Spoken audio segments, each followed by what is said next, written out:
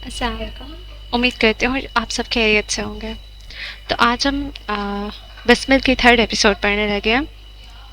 आपको लगता है सेल्फ हार्म पहुंचाने वाले लोग सब बस अपने जिस्म पर कट्स लगाने, अपने जिस्म जलाने या फिर खुद को अजियत देने तक महदूद हैं? बूढ़े जोड़े की लड़खड़ाती आवाज़ अब भी आ रही थी। पुराना गीत किसी नोहे की माने समातों का हिस्सा बन रहा था। वायलिन की आवाज़ तेज़ होती जा रही थी। अब सबके दरमियान सब्ज आंखों वाले मर्द की आवाज़ दब नहीं रही थी। खुद को जलाना, मारना, काटना, हाँ ये सब भी सेल्फ हार्म है। हमारी नज़र में वो लोग जाहिल हैं जो ये सब करते हैं, लेकिन क्या हम सेल्फ हार्म के शिकार नहीं हैं? खुद पर गौर करें। हम सब यहाँ बैठा हर इंसान किसी न किसी तरीके से खुद को नुकसान पहुंचा रहा है। क्या मैं गलत हूँ? लोग हैरान थे, साथ साथ पुरतजस्सुस भी, लेकिन इनकी ज़ुबानें मकफल थीं। जवाब बनता ही नहीं था। क्या वो लोग वाकई खुद को नुकसान पहुंचा रहे थे? हम सब ने किसी न किसी हादसे के बाद लोगों पर भरोसा करना छोड़ दिया है। हम अपने मसाइल, अपनी बातें दिल में रख रहे हैं। हमने अपने दिल को थका दिया है। दिल भी तो जिस्म का हिस्सा है। क्या इसे तकलीफ देना जुर्म नहीं? क्या ये सेल्फ हार्म नहीं? यकदम सारे में पिन ड्रॉप साइलेंस फैल गई। बूढ़े जोड़े ने गीत आधे में छोड़ दिया था। लोगों को इनकी चाय कॉफी भूल गई थी। लोग साकिन होकर इसे सुन रहे थे। हम सब ने एक ब्रेकअप के बाद नए ताल्लुक को अपनी जिंदगी में जगह नहीं दी। हम हर मोहब्बत की दस्तक को ना कह रहे हैं। हम खुद से मोहब्बत करने वालों को खुद से दूर करके अपने दिल को, अपनी रूह को अजियत दे रहे हैं। क्या ये सेल्फ हार्म नहीं है? माइक थामे लोगों की आंखों में देखकर वो चंद पल में दुनिया के मुख्तलिफ कोनों से आए उमराह की सांसें तक रोक गया था। चंद पढ़े लिखों ने तो बाकायदा मुंह ढांप लेना था। हमने दोस्तों से मिलना छोड़ दिया है। हमने तकारीब शादियों में जाना छोड़ दिया है। हम लोगों से ना मिलकर अपने अंदर के सोशल इंसान को जला रहे हैं। हमें बताया ही नहीं गया कि ये गलत है। हम हर वक्त अपने साबका महबूब को इंस्टाग्राम और फेसबुक पर सर्च करके इसे किसी और इंसान के साथ खुश देखकर रो रहे होते हैं। क्या ये सेल्फ हार्म नहीं? बूढ़े जोड़े का दम साधे हुए वायलिन एक बार फिर हरकत में आया। सूरज नारंगी से अपना रंग बदल कर अब अलविदा कह गया था, अपने पीछे स्याही छोड़कर और शायद कुछ लोगों के जहन में नए सवालात छोड़कर। सेल्फ हार्म, ये लफ्ज़ बहुत बड़ा है। इसके मायने बेहद वसी हैं। हमने लफ्ज़ों का ताक़ुफ़ करना छोड़ रखा है। हमने लफ्ज़ों पे गौर करना छोड़ रखा है, क्योंकि हम सुनी अनसुनी बातों को मान लेते हैं। किसी ने कहा खुद को जलाना सेल्फ हार्म है, हमने मान लिया। लेकिन आज जो मायने मैं आपके सामने लाया हूँ, क्या आपको इससे इनकार है? तमाम लोगों ने यक ज़बान होकर कहा, बिल्कुल नहीं।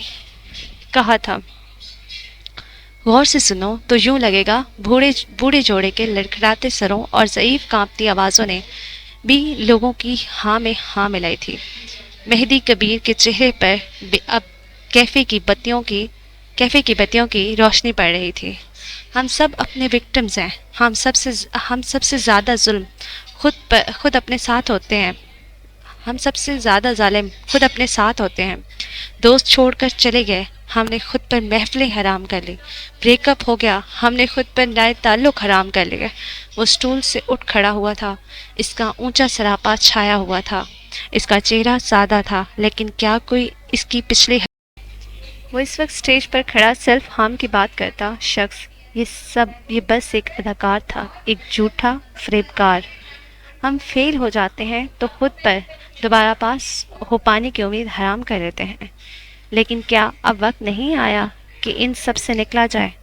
क्या वक्त नहीं आया कि अब जा चुके लोगों के गम दूर किए जाएं? खुद के साथ जालिम बनना छोड़कर हम आगे बढ़ें। सेल्फ हार्म की इब्तिदा ही गैर सोशल होना है।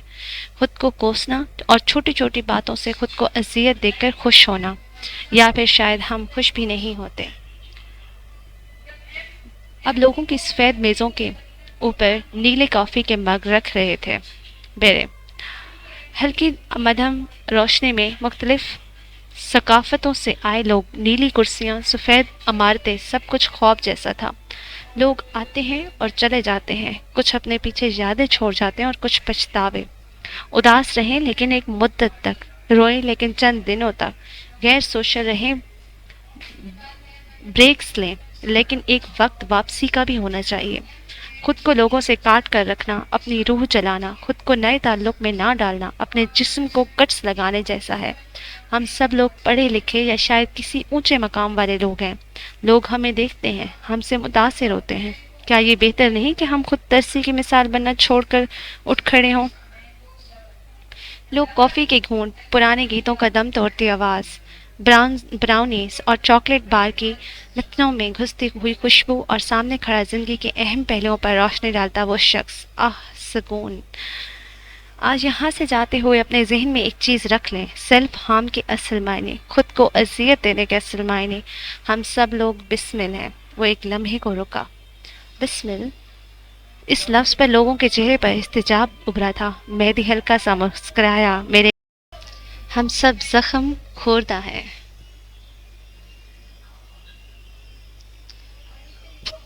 बिस्मिल फाउंड इट, इसने अंग्रेजी और उर्दू में दोहराया। लोगों के चेहरे शांत हो गए। कुछ बिस्मिल अपने जख्मों पर मरहम रख कर उठ खड़े होते हैं और कुछ नहीं, कुछ उन्हें उधेड़ते हुए रखते हैं। कुछ बिस्मिल ऐसे होते हैं जिनके लिए कोई मसीहा आता है। लेकिन इन सब में बिस्मिल की सबसे बुरी किस्म जानते हैं कौन सी होती है? एक ऐसा बिस्मिल जो अपने जख्मों को खरोंचता रहता है। ऐसा बिस्मिल अपने जिस्म और रूह के लिए एक अजाब होता है। कोशिश करें कि हम बिस्मिल की इस सफ में शामिल ना हों। आज के लिए इतना ही। मेरी बातों पर अमल करके मुझे ईमेल या डी मेल ज़रूर कीजिएगा। ना होकर यहाँ से जाते हुए आप ये सोचें कि दफ़ा करो, इसे क्या क्या बोल रहा था। इसकी आखिरी बात पर सब हंस पड़े थे। मेहदी ने हाथ सीने पर रखते हुए लोगों का शुक्रिया अदा किया। तालियों की गूंज, नम मुस्कुराते चेहरों की चमक, नीली सफ़ेद इमारत, काफ़ी बेंस की खुशबू। कुछ वक्त के लिए इन सब को अलविदा। सब्ज आंखें मुस्कुराते हुए अब स्टेज से पलट रही थी। काश वो इतना अच्छा होता जितना अच्छा बोलता था। इस्लामाबाद, शाम 7 बजे। इस्लामाबाद का एक पोश इलाका जहां रहने वाले मुल्क के उमरा में शुमार होते हैं, इस वक्त अपने मनाजिर पर लगी बत्तियों की वजह से रोशन था। ये इलाका बाकी इलाकों की निस्बत ज़्यादा खामोश था। साफ सुथरा पुरसकून इलाका जहाँ कतार दर कतार एक से बढ़कर एक बड़ा घर था। दरख्तों की फसील तहद्दे निगाह नजर आती थी। इन्हीं घरों के दरमियान एक महल भी था, कबीर महल। एक ऊंची लंबी इमारत, ना सिर्फ ऊंची बल्कि चौड़ी भी। इसका रंग स्याह सफ़ेद था। दीवारें एक किले का पता देती थीं और शान और शौकत एक महल। दरवाजे पर ठहरे बारोदी मुलाजिम, दीवारों के ऊपर लगे तारे और महल के अंदर से झांकते ऊंचे दरख्त, ये सब कुछ चंद लम्हों के लिए तुम्हें ट्रांस में धकेल देगा। महल का शाही दरवाज़ा खुला था। कैस की स्याह लंबी चमकदार गाड़ी अंदर दाखिल हुई। गीले पाथवे पर इसकी गाड़ी होले होले चलते हुए पोर्च में जा खड़ी थी। पाथवे के दोनों तरफ में सब्ज घास थी, जिसकी क्यारियों में मुख्तलिफ किस्म के पौधे सजे थे। तवज्जो और वक्त पे होने वाली कटाई के बायस पौधे बहुत अच्छी हालत में थे। पोर्च में ठहरी गाड़ी का दरवाज़ा शोफर ने फौरन खोला। कैस के तासुरात संजीदगी की हद तक सपाट थे। चेहरा तकान ज़दा था। न जाने क्यों इस महल में दाखिल होते ही इसके असाब पर थकन सवार होने लगती थी। ये महल, ये शान और शौकत बाहर से जितनी आरामदेह, जितनी नर्म लगती थी, कैस के लिए इतनी ही गैर आरामदेह थी। हर इंसान के लिए इसका घर इसकी कंफर्ट जोन होता है, लेकिन कुछ होते हैं जिनके लिए इनका घर ही एक अजाब होता है। कैस इन लोगों में से एक था। घर के अंदर जाने के बजाय वो लॉन की जानिब चला आया था। वहाँ कोई बैठा था जिसके नकूश काफ़ी हद तक कैस जैसे थे, या फिर कैस के नकूश इसके जैसे। वो छोटे छोटे कदम लेता इस आदमी के करीब चला आया था। ढलती उम्र का एक तनोमंद आदमी, जिसने सादा से स्याह कुर्ते के ऊपर भूरी शॉल ओढ़ रखी थी। आंखें उदास सी थीं, जिस्म थकावट ज़दा, कंधे ढलके हुए, शायद वो बीमार लग रहा था। कैसे हैं चचा? भारी गंभीर आवाज़ में, लहजे में बस यही पूछा था इसने। कुर्सी खींचकर वो इनके करीब ही बैठ गया। जब तक तुम्हें देखता रहूँगा तब तक जिंदा रहूँगा। बात का कुछ कहा नहीं जा सकता। बख्तियार कबीर की आवाज़ कैस गहरी सांस भरकर रह गया। मकसूद चचा कहाँ है? इन्होंने दवाई ली, थेरेपी करवाई? वो काफ़ी देर बाद फिर से पूछ रहा था। ठीक है, वो भी खाना खाकर सो गया था। लापरवाह सा जवाब। कैस इन्हें देखता रहा। इसकी आंखों में बेहद थकन थी। मेहदी से बात हुई? और अनीसा कहाँ है? एक और इस्तफसार। मेहदी फ़ोन नहीं उठा रहा और अनीसा अपने दोस्तों के साथ गई है, वापस नहीं आई। कैस उठ खड़ा था। इसकी आंखें आपके फिक्रमंद थी। इसका खानदान, वो अपने खानदान को ज़रा सा भी बिखरने या नज़रों से दूर होने नहीं दे सकता था। हर इंसान का खानदान इसकी कमज़ोरी या ताकत होता है। कैस कबीर का खानदान इसका खौफ था। इसका खानदान इसे हांट करता था। अपने खानदान के लिए वो सोते हुए भी फिक्रमंद रहता था। मैं अनीसा को लेने जा रहा हूँ। ये वक्त नहीं शरीफ लड़कियों के बाहर रहने का। मेहदी को भी देख लूँगा। आप प्लीज़ खाना खा लीजिएगा। मैं वापस आकर आपको दवाई खिला दूँगा, ओके? बख्तियार ने इसकी बातें शायद सुनी, शायद नहीं। वो बस इसे खड़े हुए देख रहे थे। आंखों में फिक्र थी। थोड़ी देर बैठ जाओ कैस, खड़े होकर थक जाओगे। जिम्मेदारियों को कंधे का बोझ मत बनाओ। नर्म सी तनबीह या फिर फिक्रमंदी थी। कैस तल्खी से मुस्कुराया। इसकी आंखें जख्मी सी थीं। मैं इस महल का सबसे मजबूत सतून हूँ। मैं बैठ गया तो महल ढह जाएगा।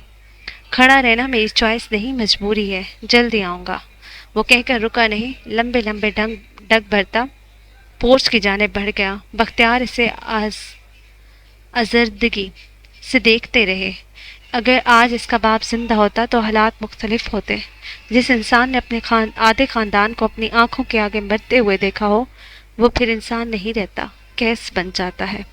महल का सबसे मजबूत और मजबूर सतून। बलोचिस्तान।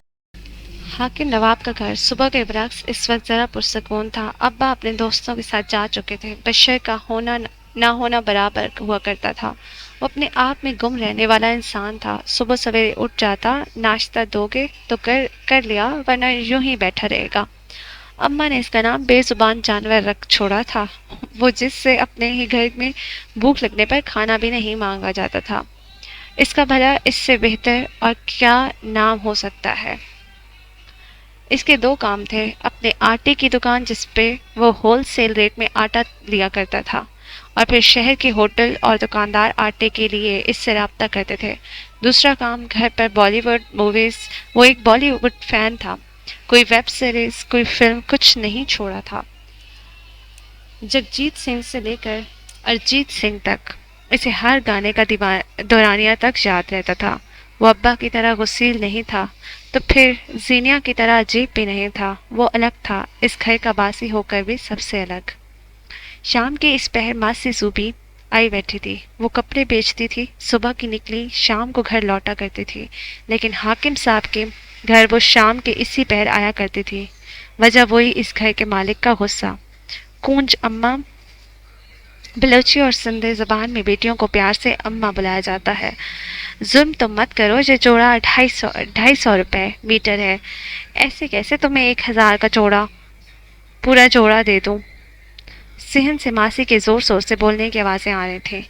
सेहन में रखी चारपाई पे इस वक्त 4 लोग बैठे थे। जीनिया, अम्मा, कूंज और मासी। मासी देना है तो दे दो, वरना बशर से कहकर बाजार से मंगवा लूँगी। जैसे मैं तो कुछ जानती नहीं हूँ ना। ये लूट मार कहीं और करना। कूंज भी अपने नाम की एक थी। कहाँ बाज आने वाली थी। अम्मा ने इसकी कैंची जैसी जुबान पर बकायदा सर पीट लेना था। वो ऐसी ही थी, खाली बर्तन की तरह बस आवाज़ करती थी। वो भी इस वक्त जब जीनिया साथ हो। रहने दो गोदी। गोदी मोहब्बत का एक तर्ज तखातब है। तुम इस जोड़े से हाथ निकालो। 1000 का लेना है तो तुम्हें कुछ और दिखाती हूँ। मासी ने कहते साथ अपने एक और गठड़ी खोलने लगी थी। जीनिया हाथ में चाय का प्याला लिए बैठी थी, मुस्कुराती हुई कूंज को बेसब्री देखती हुई। हाँ, अब ये हुई ना बात। मासी के हाथ से मखमल का नीला जोड़ा लेते हुए कूंज के लहजे में सताइश थी। चलो अब 2 जोड़े निकालो, एक मेरा एक जीने का। और हाँ, 1000 नहीं, 900 रुपये दूंगी। वो उंगली उठाकर वान करते हुए बोली।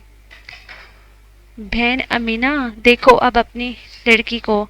اپنی زبان سے مکر رہی ہے، بھلا مجھ غریب کے پیسے کھا کر اسے کیا ملے گا؟ وہی جو تمہیں اس پٹھان کی بیوی کو جوڑے دگنی قیمت پر دے کر ملتا ہے، کھولو اب تمہارے پول۔ کونچ تڑک کر بولی تو ماسی کسانی سی بن گئی۔ اچھا ٹھیک ہے، لے لو لے لو، 900 کا ہی لے لو۔ اس نے نیا مخمل کا جوڑا کونچ کی گود میں ڈالا، ساتھ ہی ایک سبز زرمت کے رنگ والا جوڑا بھی نکالا۔ یہ زینی کے لیے۔ ماسی نے سبز جوڑا آگے کیا۔ ویسے کونچ یہ نیلا جوڑا زینی پہ زیادہ اچھا لگے گا، اس کا رنگ دیکھو چمک رہی ہے، تم اس رنگ میں سانولی لگو گی۔ اماں کی بات پر کونچ نے دونوں جوڑوں کو ہاتھ میں لیا۔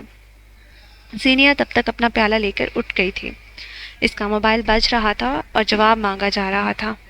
صحیح کہہ رہی ہو امینہ آتی، کونچ کو ہلکے رنگ لے کر دیا کرو، دبتی رنگت کی ہے نا۔ اچھا ٹھیک ہے، یہ والا زینی رکھ لے اور یہ والا میں، کونچ خوش دلی سے بولی۔ ویسے بھی ہم ایک دوسرے کے کپڑے پہنتے ہیں۔ اس نے پیر چارپائی سے نیچے اتارے، دونوں جوڑے ہاتھ میں لیے وہ اندر کی طرف جا رہے تھے۔ چہرہ خوشی سے تمتما رہا تھا۔ برآمدے کا دروازہ کھولتے ہوئے اس کے ہاتھ ایک لمحے کو رکے، آنکھوں میں شیطانی چمک ابھری، دل میں گدگدی سی ہوئی۔ اس نے پلٹ کر چارپائی پر بیٹھی اپنی اماں اور ماسی کو دیکھا۔ ویسے ماسی اب تمہیں 800 ملیں گے ہمارے گھر کے معاملے میں مشورہ دینے کے لیے، 100 روپے کٹ گیا، اس نے اعلان کیا اور اندر چلی گئی۔ پیچھے ماسی ہیں کرتی رہ گئی۔ کونچ حاکم اپنے نام کی جیسی تھی، پرندے جیسی آزاد بے پرواہ۔ اسے لوگوں کی باتوں سے فرق نہیں پڑتا تھا، وہ اپنے پسندیدہ جوڑے اپنی بہن کے لیے چھوڑ سکتی تھی۔ سینٹورنی کا قصبہ اویم، وہ کیفے جہاں کچھ دیر قبل لوگ تھے، کافی بینز کی مہک تھی۔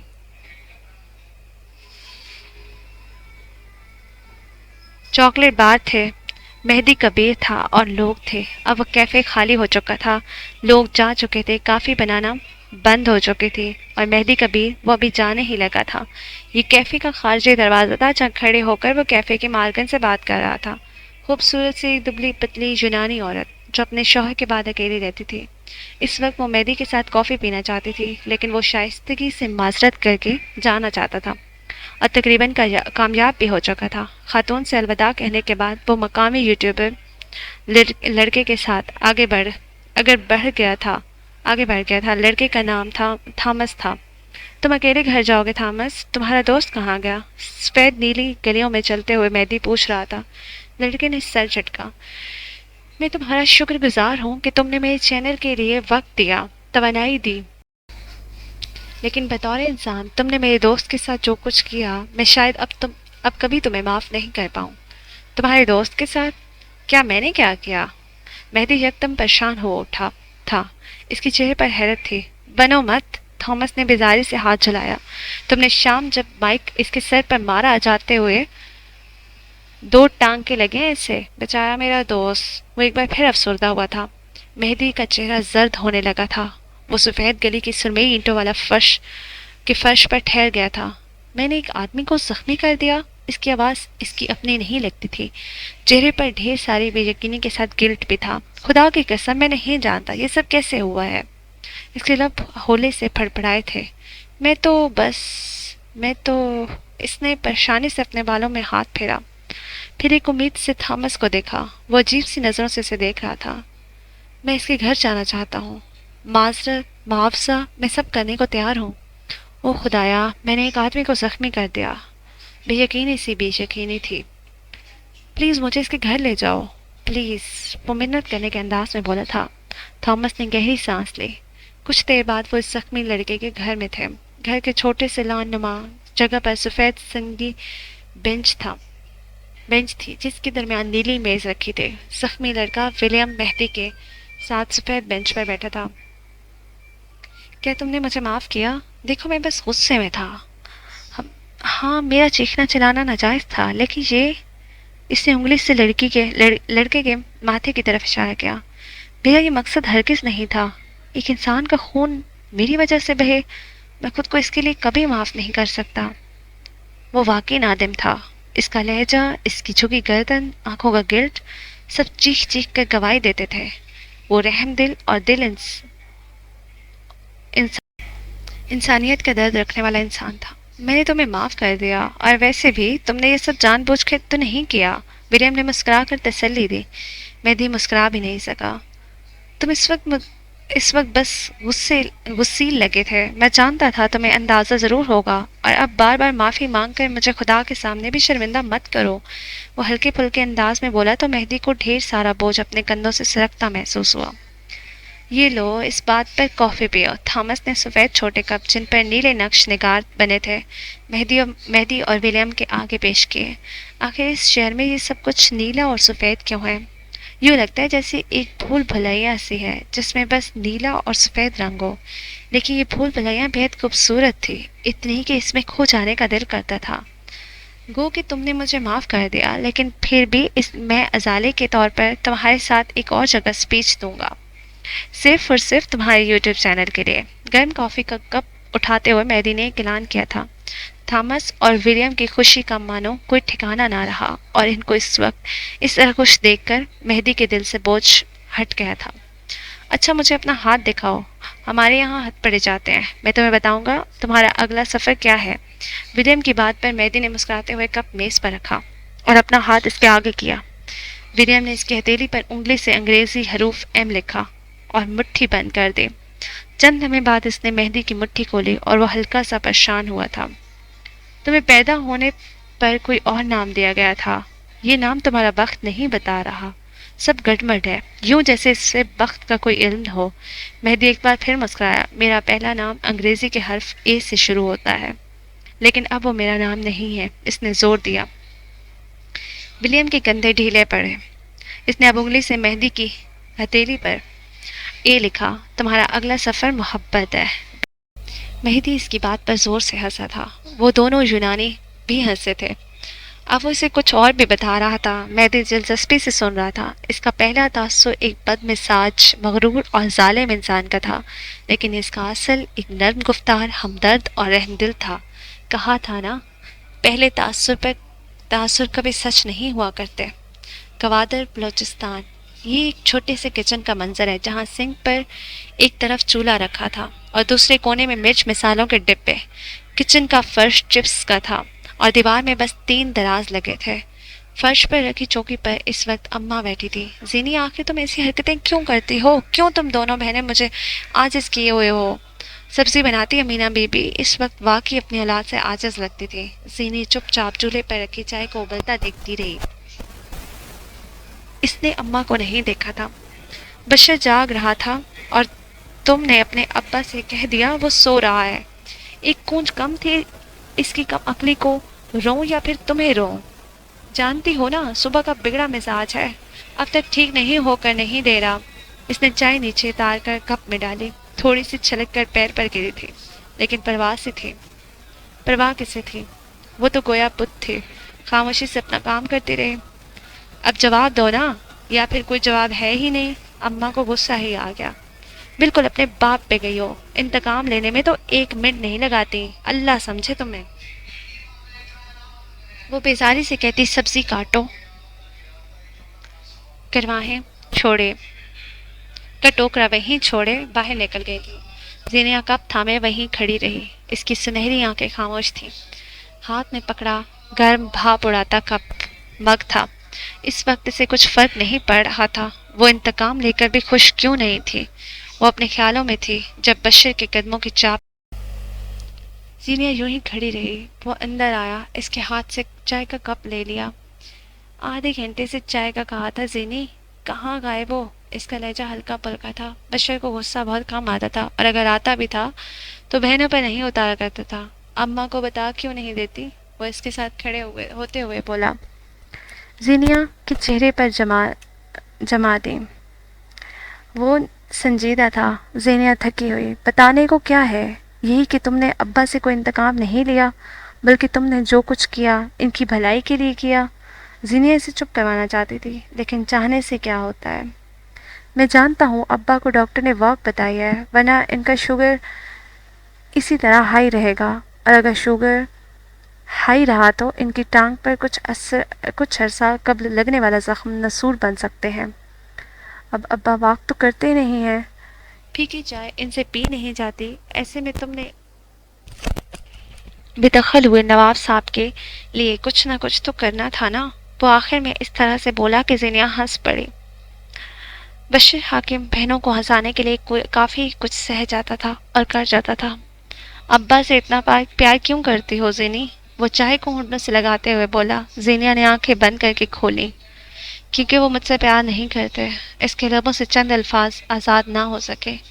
انسان کی فطرت ہوتی ہے ادا، جو چیز اس کے لیے نہیں ہوتی اسی کی خواہش میں خود کو تھکا کر راکھ کر دیتا ہے۔ اگر ابا مجھ سے پیار کرتے ہوتے تو میں ان سے اتنی محبت نہ کرتی۔ اس نے کہا نہیں، بس سوچ کر رہ گئی۔ ابا سے کون محبت نہیں کرتا؟ سوال کے بدلے سوال۔ بشیر گہری سانس بھر کر رہ گیا۔ جانے دو، میں تمہارے جیسا نہیں، میرے پاس اتنا دماغ نہیں۔ وہ باہر نکل گیا اور یہ اس کا بالی ووڈ ٹائم تھا۔ پیچھے زینیا اکیلی کھڑی رہ گئی۔ بے چینی ایک بار پھر حد سے سوا ہونے لگی۔ ابا نے رات کا کھانا نہیں کھایا تھا۔ وہ غصے میں تھے۔ سازشی، انتقامی اور چال باز لڑکی کا تاثر تحلیل ہو چکا تھا۔ یہ لڑکی بس ایک عام سی بیٹی تھی، اپنے ابا کی محبت کے لیے کسی بھی حد تک جانے والی، لیکن اس کے ارد گرد اتنے دکھ کیوں رہتے تھے؟ اسلام آباد۔ کبیر محل پر رات کا سناٹا گہرا تھا، خاموش اور خوفزدہ کرتا ہوا۔ کیس اس محل کے تمام باشندوں کو اکٹھا کر چکا تھا، اب وہ سکون سے سو سکتا تھا۔ وہ بالکنی میں کھڑا تھا، ایک ہاتھ میں سگار پکڑے اور دوسرے ہاتھ میں موبائل۔ وہ بار بار موبائل کو دیکھتا تھا، شاید اسے کسی کال کا انتظار تھا۔ شب خوابی کے لباس میں ملبوس اس کی سیاہ اداس آنکھیں دور کسی عمارت پر جمی تھیں۔ گھنگریالے بال ماتھے پر گر رہے تھے۔ یہی ماتھے پر گرتے بال اس 32 سال کے مرد کو ایک نوعمر لڑکے کا تاثر دیتے تھے۔ بالکنی کی ریلنگ سفید رنگ کی تھی جس پر مختلف نقش و نگار بنے تھے۔ کچھ دیر یوں ہی کھڑے رہنے کے بعد وہ سلائڈنگ ڈور دھکیلتا کمرے میں داخل ہوا۔ یہ کمرہ کم اور سلطنت زیادہ تھا۔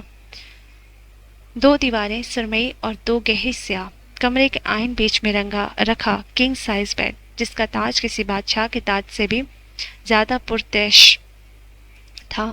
بائیں جانے والی دیوار میں ایک دیوار کی کتابوں کا ریک لگا تھا جس میں صرف کتابیں نہ تھیں، ٹرافیز اور میڈلز کا ایک انبار تھا، کئی ایوارڈز جو شاید اسے عالمی سطح پر موصول ہوئے تھے۔ سرمئی دیوار میں باتھ روم اور ڈریسنگ روم کا دروازہ نصب تھا۔ دائیں جانب والی دیوار پر چند تصویر ٹنگی تھی۔ کیس ان تصویر کے سامنے آ کر کھڑا ہو گیا، اداس آنکھوں میں مزید کاروان ٹھہرا۔ وہ پرانی تصویر تھی۔ ان تصویر میں ایک آدمی تھا، ہو بہو کیس جیسا، وہی اٹھان، وہی رنگت، وہی نقوش، لیکن اس کی آنکھیں مختلف تھیں، ان میں چمک اور زام تھا، تھوڑا بہت غرور بھی۔ میں آپ کو یاد کرتا ہوں، وہ مرد کی تصویر پر ہاتھ پھیرتے ہوئے یاسیت سے بولا۔ وہ اس کا باپ تھا، زمان کبیر۔ چند لمحہ اس تصویر کو دیکھتے رہنے کے بعد کیس نے آنکھیں بند کر کے کھولی تھی۔ بہت کچھ تھا جو یاد آیا تھا۔ اس کا چہرہ دیکھ کر کوئی بھی بتا سکتا تھا یہ یادیں خوشگوار نہیں تھیں۔ اب وہ دوسری تصویر کو دیکھ رہا تھا۔ اس میں 5 لوگ تھے، زمان، ان کی بیوی اور 3 بچے، جس سے سب سے بڑے لڑکے کے بال گھنگریالے تھے، دوسرا لڑکا سیدھے بالوں والا معصوم سا تھا، تیسری لڑکی تھی جسے گھنگریالے بالوں والے لڑکے نے ہاتھ میں اٹھا رکھا تھا۔ اگر آج تم زندہ ہوتی تو مہدی کی عمر کے ہوتے، وہ سیدھے بالوں والے لڑکے سے کہہ رہا تھا، اداس مغموم مسکراہٹ۔ تم میرے بھائی تھے، میرا بازو، میری طاقت، تم نے دنیا سے جانے میں بہت جلدی کر دی۔ کیس کی سیاہ آنکھیں اس وقت سرخ ہونے لگی تھی۔ کئی سال پرانا واقعہ یاد کر کے آج بھی دل دکھتا تھا، روز زخم ہوتی تھی۔ اگلے کئی لمحات وہ کسی بسمل کی مانند ان تصویروں کو دیکھ دیکھ کر اپنے دل زخمی کرتا رہا۔ اسی لمحے اس کا موبائل تھر تھرایا تھا۔ زوں زوں کی چنگھاڑتی آواز اسے اپنے حواسوں میں لے آئی تھی۔ اس نے موبائل ہاتھ میں لے کر اونچا کیا۔ پرزنر ٹو بی کالنگ کے الفاظ جگمگائے۔ کیس نے موبائل کان سے لگایا، آگے سے کچھ کہا گیا تھا۔ اس نے آنکھیں بند کر لیں، یوں گویا الفاظ کو روح تک اتار رہا ہو۔ اس نے بات سنی، کال کاٹی اور پھر ڈریسنگ روم کی جانب بڑھ گیا۔ اب کے انداز میں عجب سرشاری تھی۔ کچھ وقت بعد وہ باہر نکلا تو سفید ڈریس شرٹ میں ملبوس تھا، بال سلیقے سے جما رکھے تھے۔ آئینے کے سامنے ٹھہر کر اس نے پرفیوم کے شیشے اٹھائے۔ یکدم فضا معطر ہو گئی۔ آئینے میں دیکھتے ہوئے خود پر ایک تنقیدی نظر ڈال کر وہ باہر کندھے ہلکے بوجھ سے خالی، قسیم کی شیشوں والی عمارت کے اندر اس وقت ایک ہجوم سا تھا۔ اپنے آفس کا دروازہ کھولتے ہوئے کیس اندر آیا۔ اندر کا منظر روح کھینچنے والا تھا۔ اس کی سیکریٹری اور آفس کے چند ڈیزائنز کونے میں کھڑے تھے۔ ولید کو 4 گارڈز نے تھام رکھا تھا۔ وہ چلا رہا تھا، اپنے حق میں صفائی دے رہا تھا۔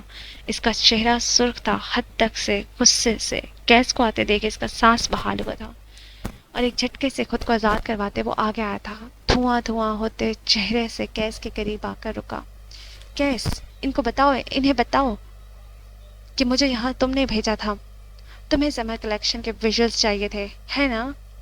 کیس، بتاؤ، یہ لوگ مجھے چور سمجھ رہے ہیں۔ بولو کیس، بتاؤ کچھ۔ کیس کسی ملک کا بہت بڑا فیشن ہاؤس تھا۔ یہاں کام کرنے والے کی جتنی عزت تھی، نکالے جانے والے کی اتنی بے عزتی ہونی تھی۔ ہاں، یہ خوابوں کی عمارت تھی، لیکن اسے چھوڑ کر انسان کی زندگی ایک برا خواب بن سکتی تھی۔ کبیر محل میں اپنے کمرے کے بلکنے میں کھڑے کیس کے ہاتھ میں اس کا موبائل تھا۔ کانوں میں ایئر پیس لگا رکھے تھے، آنکھیں دور آسمان کو تکتی تھی۔ اپنے شیطانی دماغ سے کوئی آئیڈیا نکالو براک، وہ فون پر کہہ رہا تھا۔ دوسری جانب کسی کو سخت طیش آیا تھا۔ کیوں تمہارا ابلیسی دماغ جہنم کے گورگن کے پاس گروی ہے؟ جلدی کٹی مردانہ آواز۔ میں اپنے عظیم دماغ اس معاملے میں استعمال کر کے ساری زندگی اپنے دماغ کی لعنت برداشت نہیں کر سکتا۔ ٹھنڈا لہجہ۔ اور میں اپنے عظیم معظم دماغ سے لعنت کھاتا رہوں؟ فون کے اس پار براک کا بس نہیں چلتا تھا کہ کیس کو کچا چبا لے۔ تم لعنتوں کے لیے پیدا ہوئے۔ یاد دہانی کروا کر فون کاٹ دیا گیا۔ میں نے تمہیں معافی دی۔ تم نے میرے ساتھ یہ کیا؟ کیس کے لہجے میں ڈھونڈنے سے بھی دکھ نہیں ملتا تھا، بس ایک ٹھنڈی تپش تھی جس نے ولید کی ریڑھ کی ہڈی تک سنسنا دی۔ وہ گیلی آنکھوں سے پیچھے ہو رہا تھا۔ شاک، بے یقینی، اعتماد کی کچیاں۔ وہ کیا کچھ سمیٹے۔ دوسری منزل سے بھاری بوٹوں کی دھمک یہاں تک آئی تھی۔ ہر دھمک کے ساتھ ولید کا دل ڈوب رہا تھا۔ میں اپنے آفس میں اپنے باپ کو آنے کی اجازت نہیں دیتا اور تم کہتے ہو میں نے تمہیں آنے دیا؟ آپ نے مجھے کال کی تھی کیس، آپ نے کہا تھا آپ کو میری ضرورت ہے۔ ولید بس شوق کے مارے یہی کہہ سکا۔ اس کی آواز میں لرزش تھی۔ میں نے تمہیں کوئی کال نہیں کی۔ کیس نے سچ ہی تو کہا تھا۔ چند منٹ قبل وہ گاڑی کی پچھلی نشست پر بیٹھا تھا، موبائل بھی وہیں پر دھرا تھا اور گاڑی میں براک نامی شخص کی آواز گونج رہی تھی۔ کام ہو گیا کیس، وہ پرجوش تھا۔ کام کی بات پر آؤ براک، تمہاری بھدی آواز میں بس اپنے فائدے کی خاطر سن سکتا ہوں۔ قدرے بیزار لا تعلق لہجہ۔ براک نے دل ہی دل میں 100 گالیاں دے دی۔ ہاں تو میں نے یہ کیا کہ جب ولید کا کام چھوڑ ریسٹ روم گیا تو میرے آدمی نے اس کے موبائل میں اس کے ڈرائیور کے نمبر کو کیس کے نمبر سے سیو کیا اور پھر اسی نمبر سے کال کی بات میں نے کی۔ اسے تمہارے آفس آنے کا کہا۔ بک بھی چکو، کیس نے اکتاہٹ سے ٹوکا۔ اچھا سنو، تو جب وہ تمہارے آفس گیا تو اسی وقت میں نے تمہیں کچھ ویژولز بھیجنے کا کہا، تم نے بھیج دی، لیکن لہک کر بات کرتا وہ اس وقت زہر سے بھی بدتر لگ رہا تھا۔ میں جانتا ہوں ڈیزائن تم نے بھیجے۔ تم جانتے ہو ڈیزائنز تم نے بھیجے؟ کمیونٹی تو نہیں جانتی نا۔ میں نے ٹویٹ کر دی۔ #فراڈ کے ساتھ ساتھ ولید کے تمہارے آفس میں داخل ہونے کی CCTV بھی لگا دی۔ اب کم از کم اس پورے ملک میں تو اسے کوئی اپنے ساتھ نہیں رکھے۔ وہ اپنی ہی بات پر کہکا مار کر ہنسا۔ کیس نے باقاعدہ اپنے کانوں پر ہاتھ رکھ لیے۔ میں نے اتنا گھٹیا پلان اپنی زندگی میں نہیں سنا۔ میں اپنے کانوں سے معذرت خواہ ہوں۔ اس نے ایک بار پھر کال کاٹ دی۔ اب کے براگنے سے 200 گالیاں دی تھیں اور وہ بھی دل میں رہیں۔ بوٹوں کی دمک تھم گئی۔ پولیس اہلکار اب کیس کے آفس کا دروازہ کھول اندر آئے تھے۔ کیس نے ایک نظر آفیسرز کو دیکھا اور پھر سہمے ہوئے ولید کو۔ اس کی آنکھوں میں التجا تھی اور یہ وہ وقت تھا جب فرشتہ اسے بچا سکتا تھا، اگر وہ واقعی کوئی فرشتہ ہوتا۔ شام تک میڈیا میں اس کے فراڈ اور چور ہونے کی خبر آگ کی طرح پھیل جانی چاہیے۔ کیس بے تاثر لہجے میں آفیسر سے کہہ رہا تھا، سر لیکن یہ آدمی کیس کر سکتا ہے، ثبوت بے حد پختہ نہیں ہے۔ SHO نے اپنی رائے پیش کی۔ کیس مسکرایا تھا۔ FIR میں لکھو کہ میرے آفس سے لاکھوں کا کیش غائب ہے، 2 ہیرے کی انگوٹھیاں، ایک گھڑی بھی۔ اس کی بیوقوف بیوی بینک سے ساری جمع پونجی لا کر تمہارے ہاتھ پر رکھ دے گی اور کوئی وکیل کسی کنگلے کا کیس نہیں لڑتا۔ دھیمی سرگوشی۔ آفیسر نے خوشی خوشی سر ہلایا۔ کیس مجھے بچا لو، خدا کا واسطہ مجھے بچا لو۔ ولید کو گویا اب ہوش آیا تھا۔ میرے خاندان میں میرے کیس کی پیروی کرنے والا بھی کوئی نہیں ہے، اللہ کا واسطہ ہے بچا لو کیس۔ وہ افسروں کے ندگے میں چلا رہا تھا۔ اہلکار اسے گھسیٹ کر ساتھ لے جا رہے تھے۔ کیس خدا کے لیے بچا لو، میری بیوی ان پڑھ ہے، میرا کوئی نہیں ہے، میرے بچوں کا کوئی نہیں ہے، خدا کے لیے مجھے بچا لو۔ ولید کو آفس کے باہر لے جایا جا رہا تھا۔ اس کی آوازیں، اس کی دہائیاں کسی بھی انسان کا دل پگھلا سکتی تھی، لیکن کیس شاید انسان نہیں تھا۔ آپ نے کہا تھا آپ کسی کی نوکری نہیں کھاتے۔ کیس کے اب کب میں کھڑی اس کی سیکرٹری تعصب سے کہہ رہی تھی۔ وہ پلٹا نہیں۔ کیس نوکریاں نہیں کھاتا، کیس کیریئر کھاتا ہے۔ دھیمی آواز میں کی گئی دھیانی۔ حدیبہ نواز کو اس سے خوف آیا تھا۔ ولید کی مدہم چیخیں آہ موسیقی ہی تو تھیں۔ کیس آنکھیں مودے سکون سے ان آوازوں کو سننے لگا۔ اس کا پہلا تاثر ایک فرشتے کا تھا، اور تم نے فرشتوں کو کبھی زمین پر نہیں دیکھا ہوگا۔